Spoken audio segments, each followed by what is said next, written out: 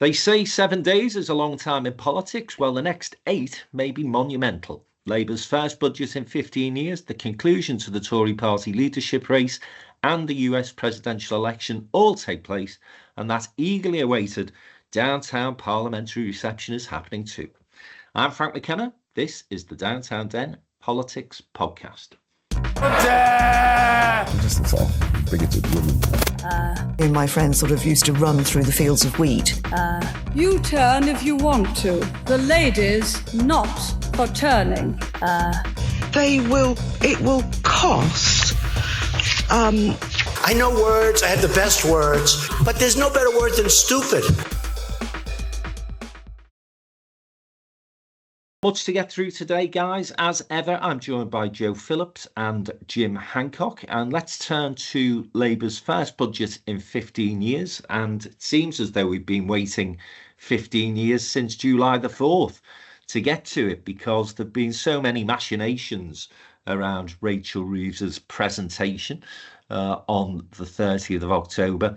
They've tied themselves in all sorts of knots on all sorts of things. The latest muddle they got themselves into was trying to define a working person. I don't think any of them have been particularly great at doing that. Keir Starmer, Bridget Phillipson, both front benchers, well, the Prime Minister and the Education Minister, who had a go this week, I don't think covered themselves in glory. But it looks as if she is going to change the fiscal rules to give her about £50 billion to start to invest on infrastructure projects. It looks as if she's going to increase employers' national insurance, which again will give her, I think, about £20 billion potentially, and one or two other things being suggested as well in terms of tax rises. It's certainly a reset in terms of the finances of the country, and I think it's fair to say, Joe, it's make or break in a sense, because this will define the next 4 years, won't it, this budget? It seems a bit daft to say that, but it's been so long coming. There's been so many trailers for this budget that it has got to be a humdinger now. Yeah, absolutely. And, you know, we keep hearing the message, and we have done since July the 5th, you know, that it's going to be tough. We've got to swallow the bitter pill before things get better.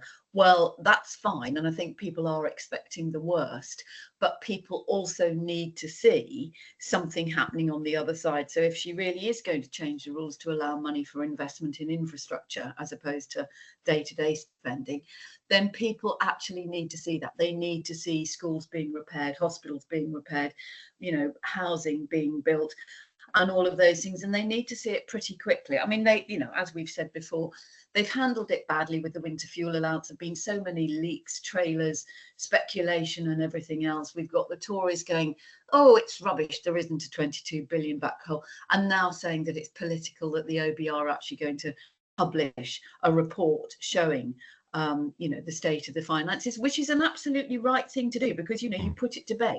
I know some people think that facts are relative. Personally, I think, you know, if you put the facts out there, then people can see. And we all know, you know, there are crazy things, never mind the COVID con-trick artists, but there's, you know, there's HS2, there's a million and one other things that the previous government wasted money on, and there are a million and one other things that they failed to invest in. So the cost of reparation is a lot worse. But, you know, the government has yet again tied itself in knots with this phrase, working people. And you do wonder, don't they do the basic? You know, I used to do it with the most, you know, lowly local councillors, and you go through, so you've said this, what does it mean? And you tie yourself up in knots. Well, you know, if you're a government minister, surely you know you're going to get tied up in knots, and nobody's going to listen to what you want to say. Yeah, so it's been, again, we keep saying this almost on a weekly basis. The communication strategy around the budget now has been really poor. In fact, there was a statement made by Number 10 on Friday, which has been reported late last night and this morning, that there were going to be 5 new free ports, only to emerge that that's not actually the case. There's just going to be an additional investment into 5 existing free ports. It's just basic stuff like this that appears to continue to be falling through the cracks. And you can't blame Sue Gray anymore, You know, she's gone. So, Jim, what's your view of this? It is going to be a tax-raising budget, isn't it? And I think that people, at least, are ready for that. Will it be supported, do you think? Well, that's going to be the key question, and it's, as Joe says, it's the totality of the package that needs to be presented really, really carefully, because if it's all the negativities that get the headlines, and it won't be completely in Rachel's hands how it's reported, then people are going to bear down on these broken promises. I really think the working people thing has become a sort of leitmotif for the whole criticism of Labour since it came in, that it's been duplicitous. There's one thing to say that people realised it wasn't all going to be milk and honey when they came in, but the working people will not pay higher taxes is going to be proved to be manifestly untrue. As I said last week, are employers not workers? Are people who fill up their car with petrol, if that goes up, are they not workers getting to work? And the income tax bans, which I always thought were going to be frozen, actually, but people seem to think they would go up. That is a tax on working people. So and Bridget Phillipson yesterday was asked about 10 times to define working people, and got, as you say, increasingly in knots. So the potential is out there. And I think the Tories, to be fair, are playing it quite skillfully. I mean, you can say they're being brazen given their track record, absolutely, but that's not the first time that's happened in politics. And I think they are scoring some blows on this. So just finally, it depends what's in there, and certainly from a slightly northern perspective, we'll want to be hearing, because a lot of infrastructure projects have been sort of put on hold since Labour came in. We'll need to hear whether, as Lord O'Neill says, the Northern Powerhouse Rail is more important than HS2 Light. But, some indication about funding for both those projects would be important. And also these various funds that people depend on, the Towns Fund and the Prosperity Fund, they're going to be cut as well. So, we'll get the tax increases, but we need to hear clearly from her what is being done on the positive side. Otherwise, there could be great negativity, I think. And just one last thing. The OBR thing is quite interesting, isn't it?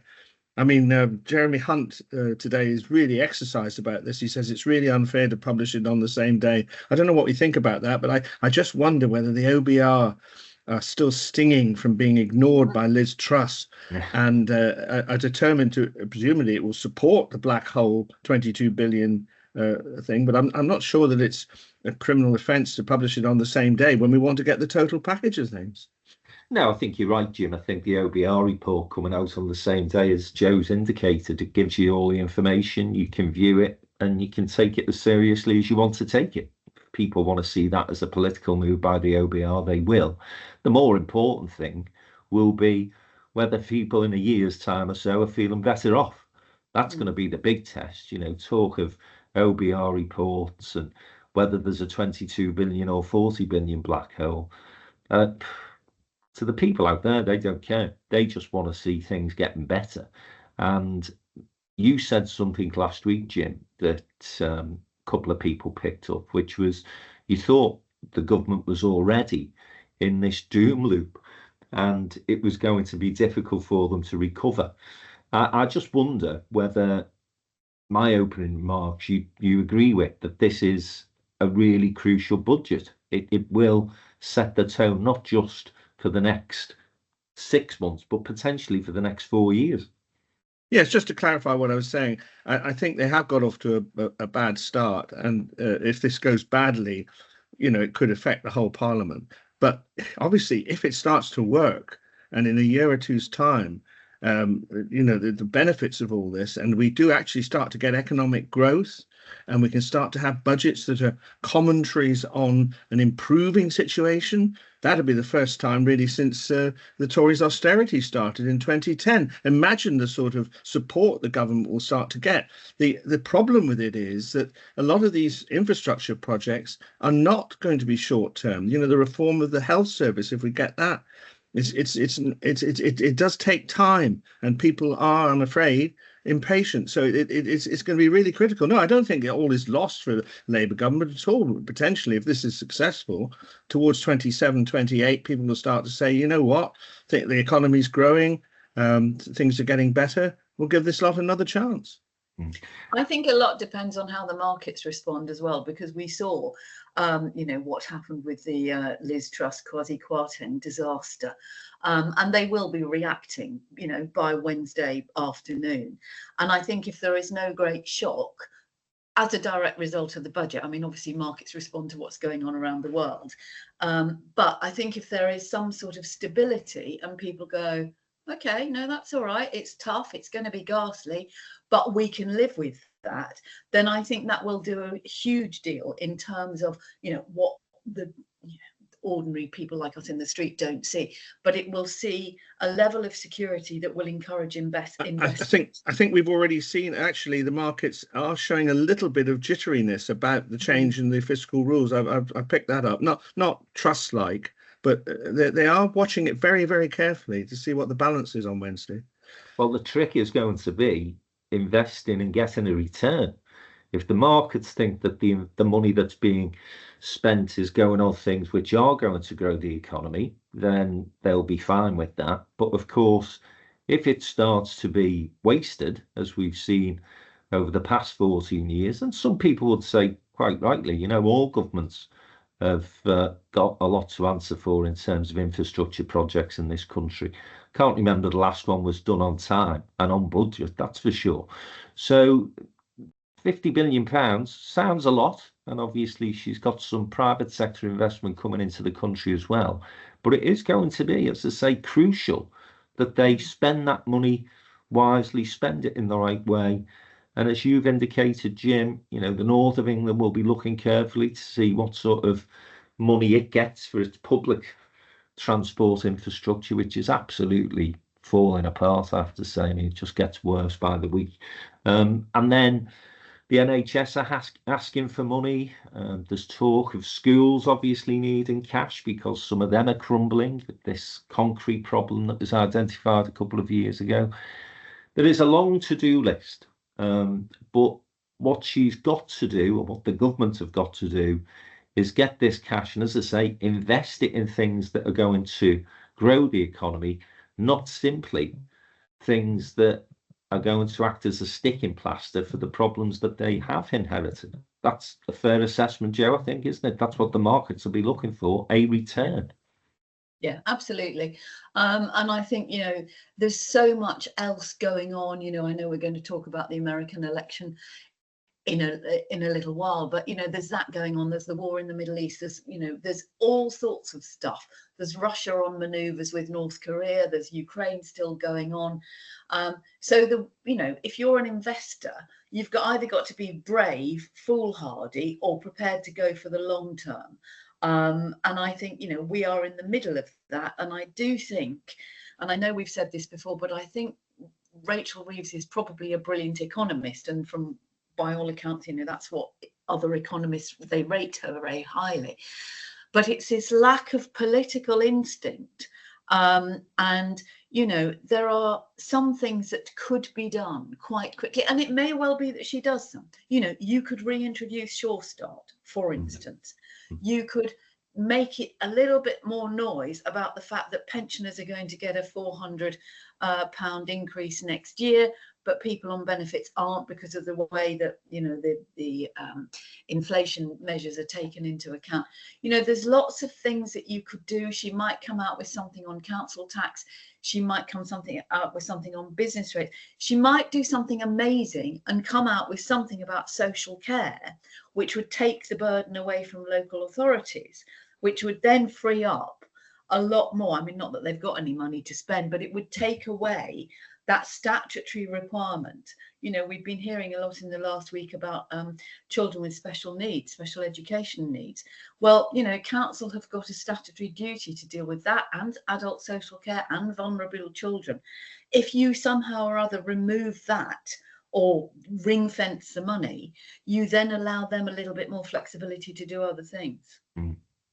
Jim, final points on the budget from you? Yeah, I mean, there are some people who are saying that she started in the Treasury and she's a Treasury woman and is, it is said, perhaps paying too much attention to the Conservative small c people in the Treasury, and perhaps is overdoing the gloom. That may be one of the explanations for that.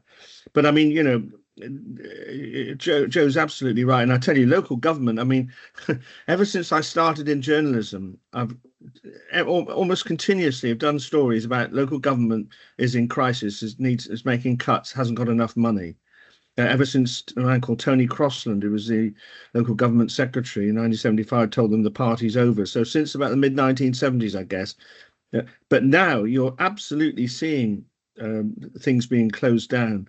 In Bristol, for instance, the Greens, who are in charge, have had to sort of cut back on elderly care.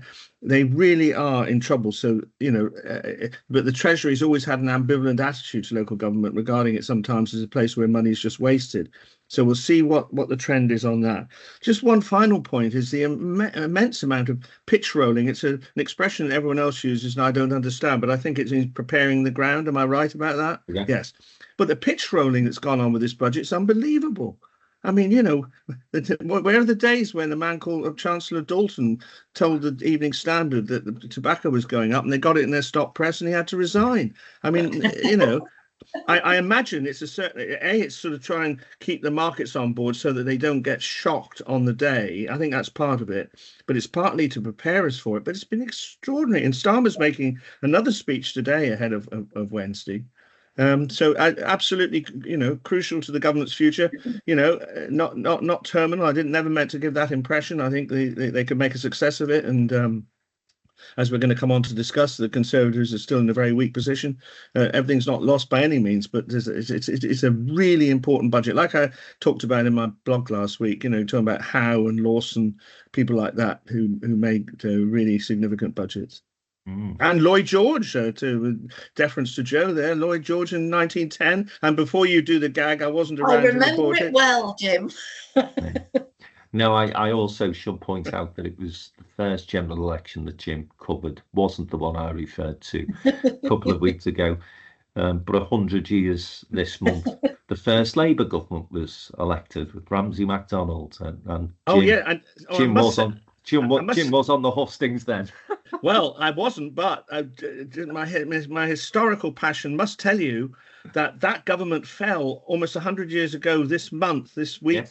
And we talk about fake news.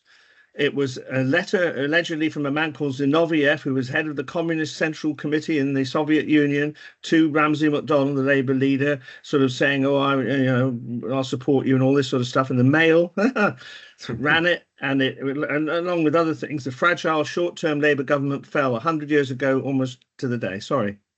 And Ramsay MacDonald was never forgiven by the comrades. The traitor. Right, let's move on then to the Conservative Party, and it's finally coming to a conclusion in terms of its leadership election, which I think we all said would be good for them to have a reasonable period of time to have a discussion and debate. But I do think it's gone on too long. I think it's ridiculous that it's Rishi Sunak who will be responding to that first Labour budget on the 30th of October. There was talk of them moving the date of the final count so that the new leader could at least give a response to Rachel Reeves on Wednesday. That's not going to happen now. So it's Badenoch, or it's generic, or as some of his friends call him, generic. And I was in London for a few days this week, caught up with quite a few people in and around Westminster. They seemed fairly confident that Badenoch was going to win. And the feedback I'm getting from Conservatives is that they think she will be a much stronger leader than Jenrick will be. So it's been a little bit low key. I don't think they've given themselves the space to have that debate and discussion as to why they lost the last election. That's the biggest problem that the Conservatives have had, in my opinion. Partly, I guess, fed by this terrible start that the government has made, because it's easy to ignore your own problems if you can focus on somebody else's. But ultimately, if it is Badenoch, Joe, what will she bring to the Conservative Party? And perhaps more importantly, how will Keir Starmer handle her? I think she'll be out of a ghastly selection. It's sort of sliced white bread with plastic cheese or sliced white bread with plastic ham, isn't it? But I think he would probably prefer to have generic. I think Kemi Badenoch she's quite a good performer. I heard a radio interview with her over the weekend, and she actually came across as almost human, but she doesn't come across as particularly human when she's doing the sort of the set piece political interviews and statements in the Commons and things. I think you mentioned it last week, Frank. I think Keir Starmer will be much more respectful and more polite, and I don't think it's in his nature to be aggressive and unpleasant, but to have a woman there and a black woman as well, I think there's going to be a certain amount of respect, quite rightly. I still don't think that the Tory members will vote for a black woman. I think they'll go for generic, because he comes out with the claptrap that they like about, oh yes, let's leave the EHCR and bugger Northern Ireland, and yeah, let's do this. I tell you what, I can be more like Farage than Farage, and they love that.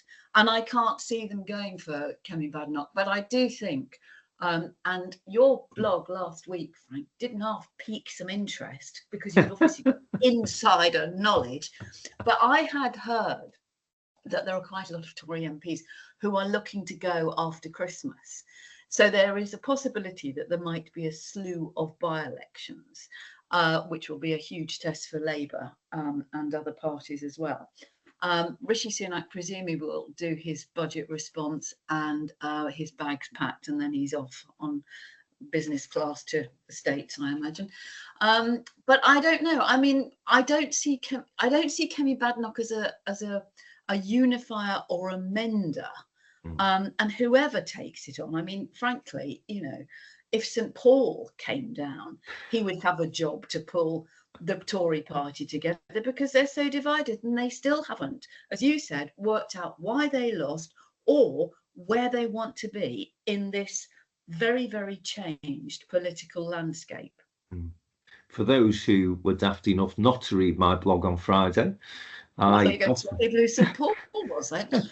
Yeah, I offered the notion that whoever wins this particular contest won't be the person who faces Keir Starmer, or perhaps someone else going into the next election, because the person who wins the Richmond by-election, which we're anticipating will happen relatively soon, that's Rishi Sunak's seat, and all the predictions are that he will be, as Joe said, handing his cards in at the Commons and hopping on a plane to California.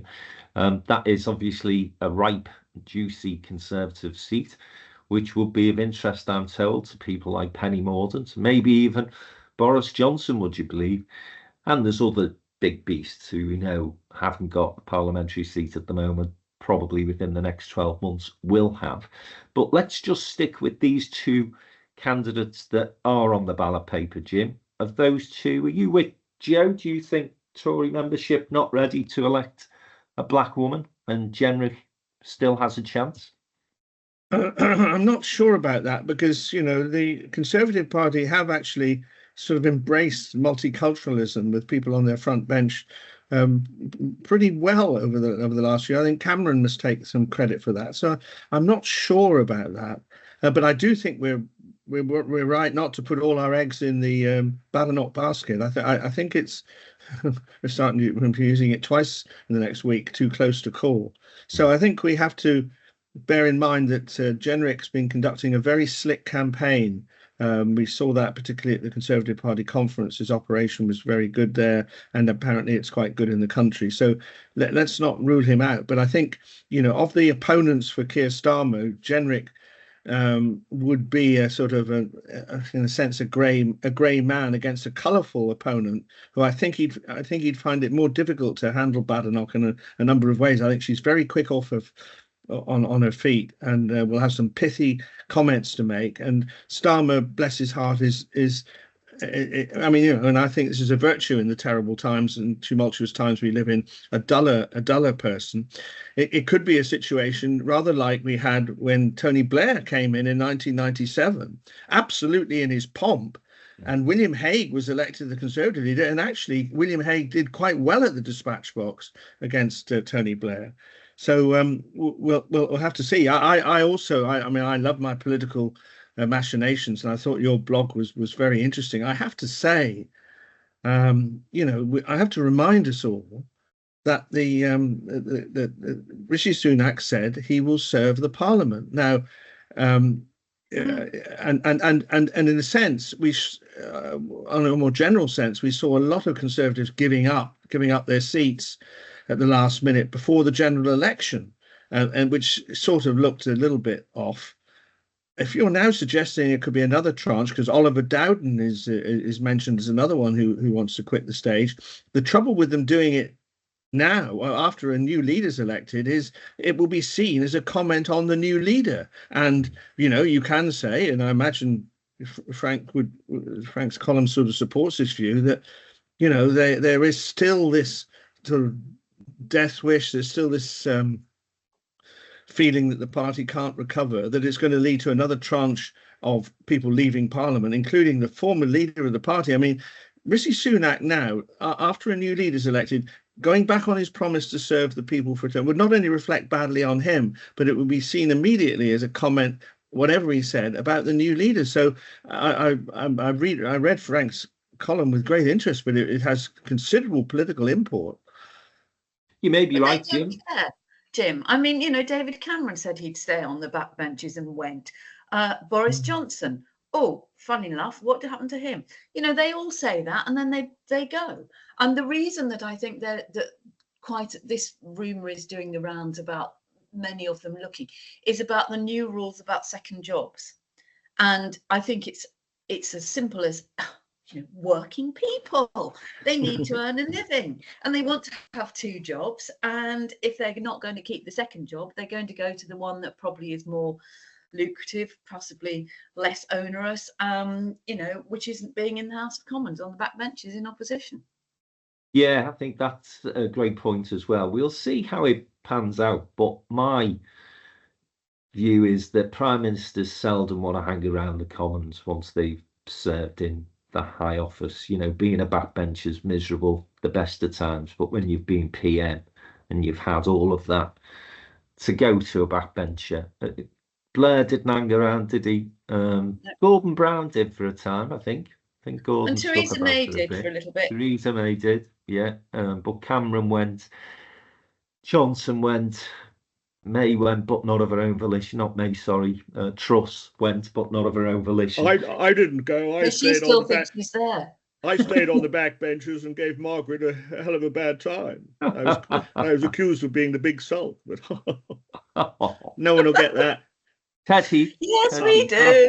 Our producer is watching this, has no idea what I'm talking about. But anyway. Ted Heath, but she won't know who Ted Heath is either, will you? Afraid not. No, doesn't it make us all feel old? But anyway, my money is on Kemi. Joe, who you going for? You're going for generic, are you? Generic, sorry. So. Yeah, I am. Okay, Jim? I'll just go for Kemi, but it could be quite close, and that in itself could cause problems. Can I just remind the listeners of your two, or maybe you would like to do it yourself. Remind the listeners of your record. Our predictions on this have been absolutely woeful. I see a prominent role for Mel Stride in the new administration. Shadow Chancellor. So our predictions haven't been great. The one thing I picked up about Kemi Badenoch that perhaps is causing some concern is that she, rightly or wrongly, is not seen as the hardest working of MPs. And a couple of people referenced to me the fact that she almost opted out of the leadership campaign for the summer because she wanted to go off and have her holidays. But apparently, you know, unlike Starmer, for example, she isn't all over the detail of stuff. She likes to sort of take things by the fly of her pants. You know, she'll wing it. As somebody who likes to do that themselves, I absolutely know that there's some benefits to that approach to life. But I wouldn't offer myself up for the leadership of a political party if that was one of my significant weaknesses. And I think the other problem that she has is the one that you've both alluded to. You've got a very split Conservative Party at the moment that doesn't appear to really know which direction to take.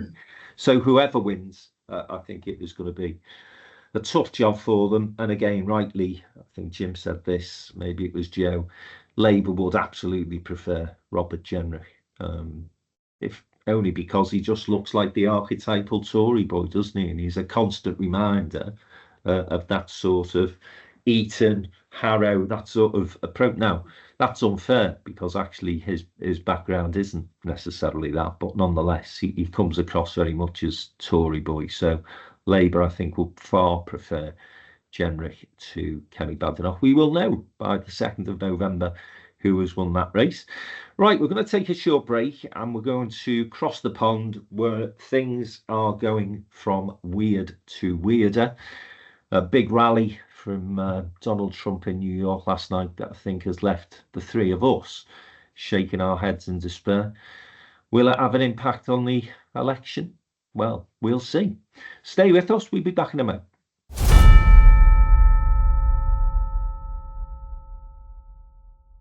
Welcome back to the second part of this week's Downtown Politics podcast. Me, Frank McKenna, with Joe Phillips and Jim Hancock. And we are now just over a week away from the vote being cast for the American presidential election. Of course, it's Donald Trump versus Kamala Harris. The polls are saying that it's neck and neck, which for people like us, I guess, is quite incredible because Trump continues to be even more erratic in his behaviour and his speeches. And he performed at a rally last night, Jim, in New York, which I think, as I say, we've seen the highlights this morning, and it's left the three of us shaking our heads in despair. What do you make of it all? The American public just totally oblivious and immune now to anything that Trump does. Yes, I think that's true. I'll come back to that in a moment. I'm wary of us sort of, you'll speak for yourselves, but sort of vaguely wishy-washy liberals being hyperbolic about people we don't like. But this business about fascism, which is often overdone, and Hitler and all that sort of stuff, it's often overdone. But I just put it to people who are kind enough to listen to this podcast. You had a huge rally. You had the main speaker and was preceded by warm-up acts, which were even worse, apparently. The main speaker being so disparaging of immigrants into the United States that it has to be called racism. And then you say you're going to deport 1 million of them. How is that substantially different from the Nuremberg rallies in the 1930s? This man is seriously dangerous, but coming to the point, the more he doubles down, the more his famous thing, I could shoot someone in the street and they'd still vote for me. That still seems to be the case. Before we started recording, Frank, you said something may turn up in the next week or so. I almost wonder what could turn up to shock any people who are minded to vote for Trump because he is what he is, being deflected from it. I begin to look at this in historic terms. Great powers, no great power in the history of the world has lasted forever. And if the United States is going to vote for this sort of person and the sort of divisions that will loom up after that, and if he pulls out of NATO, he puts up the tariff barriers, you really can see that this could affect the role of the United States in the world, not to mention the fact that Putin's gathered around him an alternative world to respond to the decay of the American empire. Now, all this is hyperbolic stuff, and I know people will say, "Oh, it's just doesn't like Trump." But I really I thought I couldn't be shocked anymore. But that stuff from Madison Square Garden last night was very worrying indeed. Last point. Why was he doing a rally in New York, which is a blue state and will vote for the Democrats? One's hearing that they've done private polling, which is very, very sophisticated, and they know that they've won, and he can begin to loosen up and go around the country and support people in the congressional races and things like that. I don't think it's all over, but I've had a lot of indications in the last few days that Trump is going to win these marginal states. Mm. the consolation that people have when they're listening to all these rantings from Trump is they say he made similar, perhaps not quite as extreme, but similar remarks before he won in 2016. And then, of course, his presidency, though chaotic, did not deliver some of the more extreme versions of Trumpism that we've feared. My concern is that at that time, he did have people like, for example, Vice President Pence, who were at least providing some guardrails for the guy. This time, it seems to me that he's just basically surrounded himself with sycophants and J.D. Vance. So it's not much consolation to me, Joe. Don't know what your thinking is. No, I completely agree, Frank. I think, when he won last time, he probably wasn't expecting it. And he'd got some, half sensible people, many of whom have subsequently turned on him and said how dangerous and what a fascist he is and all the rest of it. But this time, he's got his people. And of course, he's being bankrolled and supported by Elon Musk.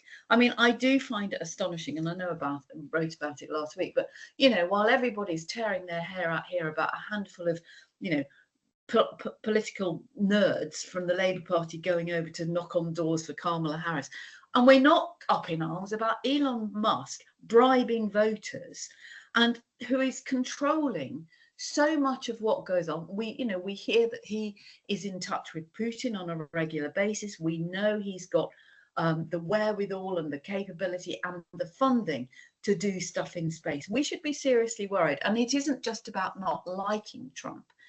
It's about, as you say, Frank, the people around him, but it's about the unpredictability, and it's about the nastiness and the vengefulness. That if he pulls America out of NATO, if he stops helping Ukraine, if he starts tariffs, that'll be a trade war, which will will have implications for us in the UK. The ramifications go much further.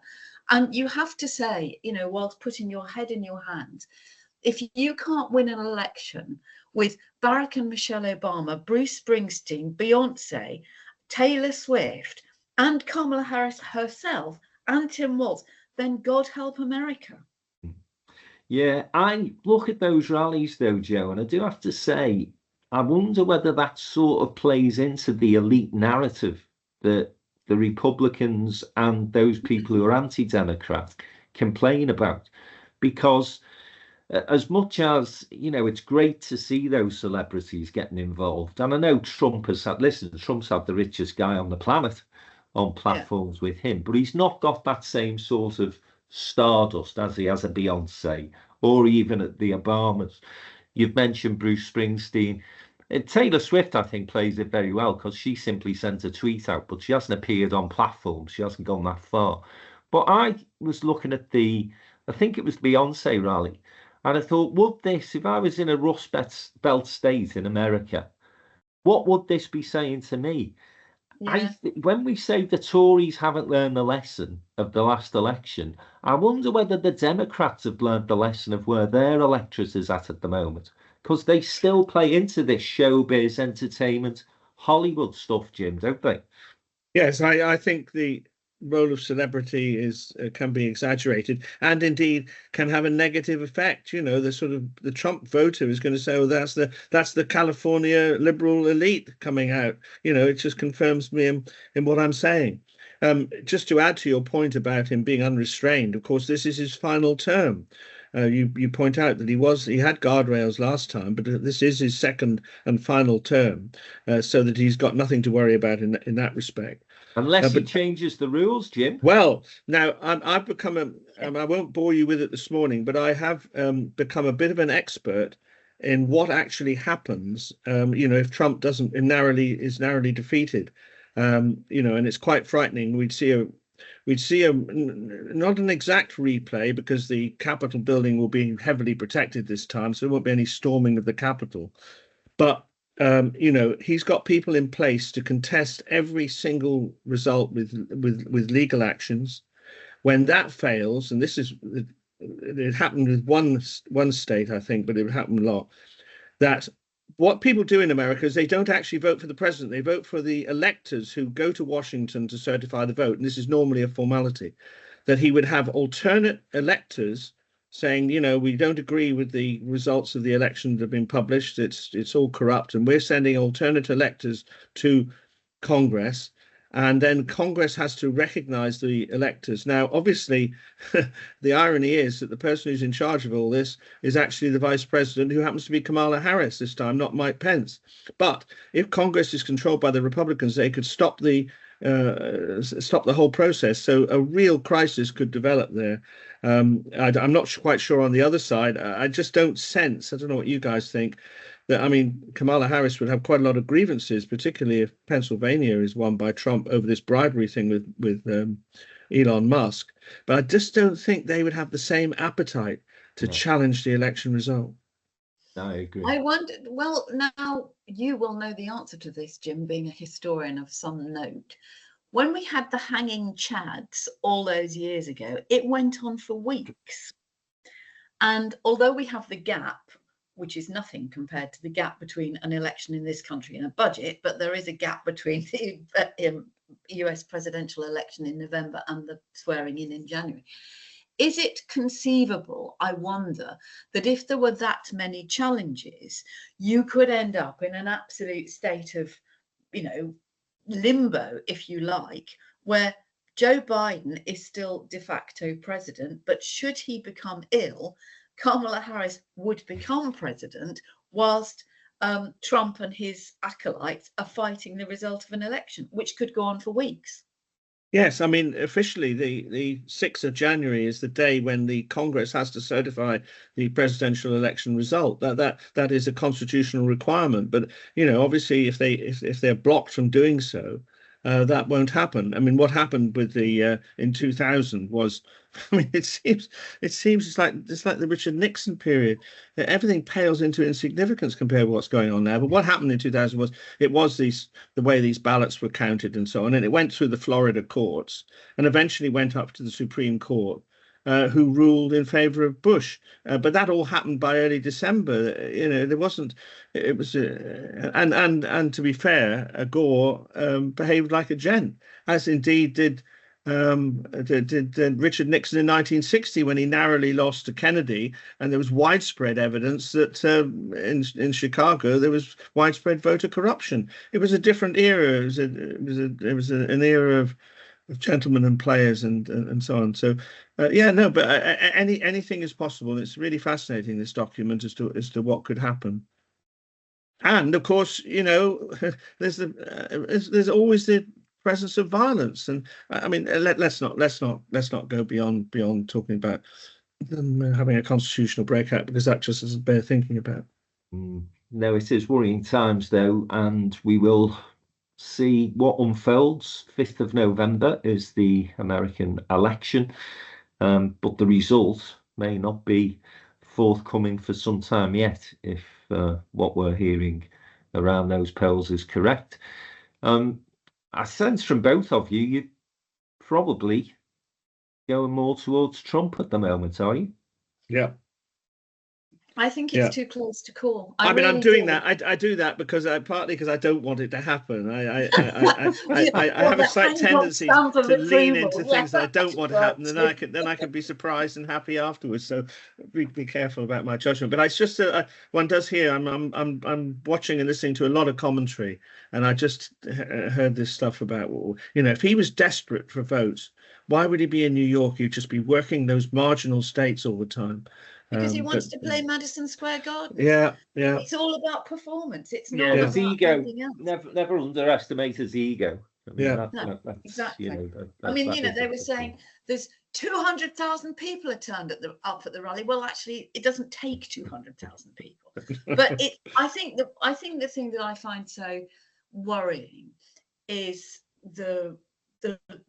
partly what Jim says about that sort of old-fashioned, you know, we've seen political rows across the world, but people by and large behave themselves, accept defeat, if not graciously, they do it, you know. But I do think, you know, the fakery and the lack of the lack of transparency and the lack of accountability. I mean, you know, I know that we have all, well, actually, Frank and I have criticised the BBC in the past, but, you know, my goodness me, when you compare the BBC and the fact that it will, by and large, hold people to account and try and validate the facts rather than opinions.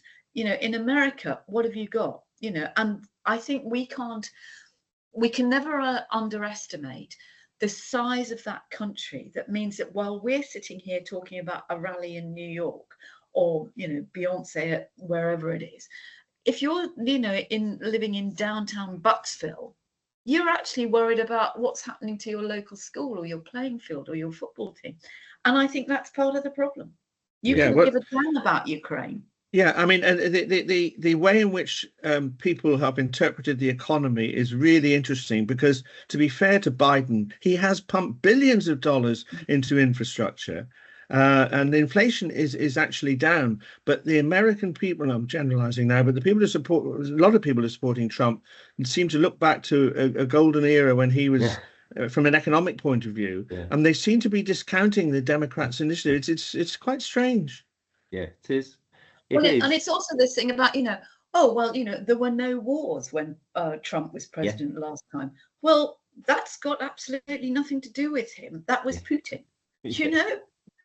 And would he have allowed Putin to go in? Oh, yeah, you've got Crimea. I tell you what, take the rest.